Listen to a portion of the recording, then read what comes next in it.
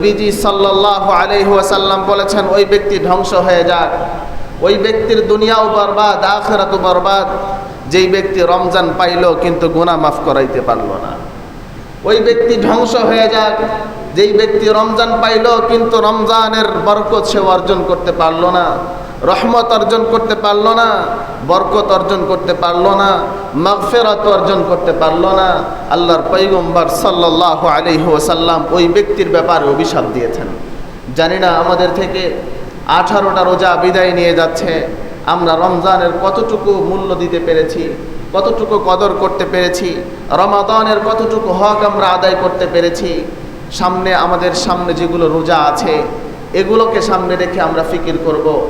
বুদ্ধিমান কখনো পিছনে তাকিয়ে থাকে না, সামনের দিকে অগ্রসর হয়। কথা বলেন ঠিক কিনা? মুহতারাম হাজিরিন, কাজেই রমজান মাস অত্যন্ত দামি মাস, অত্যন্ত ফজিলতপূর্ণ মাস। এই মাসের যারা কদর করবে না তাদের ব্যাপারে আল্লাহর পয়গম্বর সাল্লাল্লাহু আলাইহি ওয়াসাল্লাম অভিশাপ দিয়েছেন। কাজেই এই মাসের মূল্য অত্যন্ত বেশি।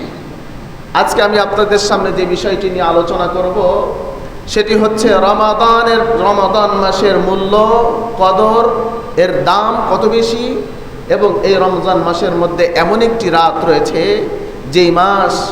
যেই রাত আল্লাহ রাব্বুল আলামিন ঘোষণা করছেন 1000 মাসের চাইতে উত্তম। সুবহানাল্লাহ।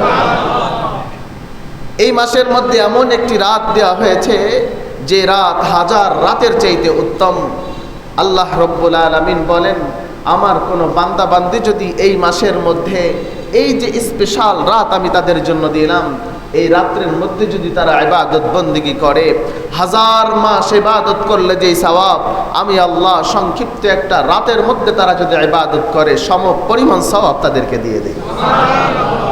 আসুন আমরা কোরআন থেকে সরাসরি জেনে নিব রমাদানের দাম কত বেশি এবং শবে কদরের দাম কত বেশি, এবং আমাদের সামনে শেষ রজনী, শেষ 10 দিন যেটা আছে ইতিকাফ থাকতে হয়, এটার মূল্য কত বেশি আজকে আমরা সরাসরি কোরআন থেকে জেনে নিব ইনশাআল্লাহ তাআলা। আল্লাহ রাব্বুল আলামিন বলেন, কুতিবা আলাইকুমুস সিয়ামু কামা কুতিবা আলাল্লাযীনা মিন ক্বাবলিকুম লাআল্লাকুম তাত্তাকুন। আল্লাহু আকবার। আল্লাহ রাব্বুল আলামিন বলেন, কুতিবা আলাইকুমুস সিয়াম আই ফুরিদা আলাইকুমুস সিয়াম, হে আমার বান্দা বান্দিরা, আমি আল্লাহ রাব্বুল আলামিন তোমাদের জন্য রমজানের সিয়াম পালন করাকে ফরজ করে দিলাম। রমজানের রোজা রাখা তোমাদের জন্য অত্যাবশ্যকীয় করে দিলাম।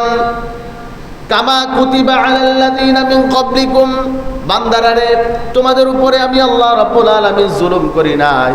তোমাদের পূর্ববর্তী যত নবী রাসূলকে আমি আল্লাহ রাব্বুল আলামিন দুনিয়ার মধ্যে পাঠাইলাম, সমস্ত নবীদের উপরে আমি আল্লাহ রাব্বুল আলামিন রমজানের সিয়াম পালন করাকে ফরজ করে দিয়েছি।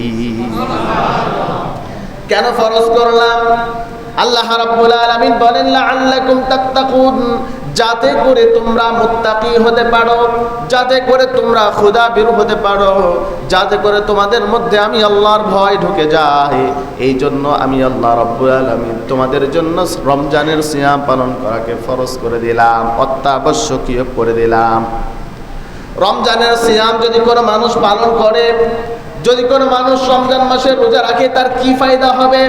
আল্লাহর হাবিব সাল্লাল্লাহু আলাইহি ওয়াসাল্লাম বলেন, মান সামা রমাদান ঈমানান ওয়া ইহতিসাবাহা গুফিরা লাহু মা তাকদ্দামা মিন যামবি।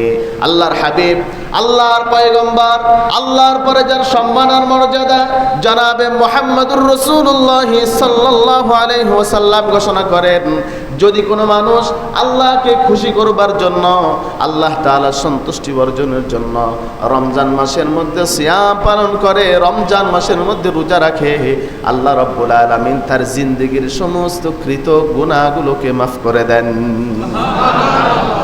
যদি কোনো মানুষ রমজান মাসের মধ্যে সিয়াম পালন করে, আল্লাহ রাব্বুল আলামিন বলেন, বান্দারে সারাদিন কষ্ট করে আমার জন্য রোজা রাখলাম, আমি আল্লাহ রাব্বুল আলামিন তোমার জিন্দেগীর সমস্ত গুনাহগুলোকে মাফ করে দিলাম। হাদিস শরীফের মধ্যে এসেছে নবীজি সাল্লাল্লাহু আলাইহি ওয়াসাল্লাম বলেন, লাউ ইয়ালামু ইবাদ মা ফি রমাদান, আমার উম্মতেরা জানে না রমজানের মাসের রোজার কত ফজিলত, রমজান মাসের রোজা রাখা কত দামি ইবাদত, কত মূল্যবান ইবাদত। আমার উম্মতেরা জানে না, এই জন্য তারা আমল করতে চায় না। লাউ ইয়ালামু ইবাদ মা ফি রমাদান, রমজানের কদর তারা জানে না, এই জন্য রোজা রাখতে চায় না। আমার উম্মতেরা যদি জানতো রমজান মাসে সিয়াম পালন করা কত দামি ইবাদত, তাহলে আমার উম্মতেরা চাইতো, আল্লাহ তাআলার কাছে আবেদন করতো, আল্লাহ আমরা এক মাস রোজা রাখতে চাই না, আমরা 12 মাস আপনার সন্তুষ্টি অর্জনের জন্য রোজা রাখতে চাই। আমার উম্মতেরা জানে না, বুঝে না, এই জন্য তারা রোজা রাখতে চায় না।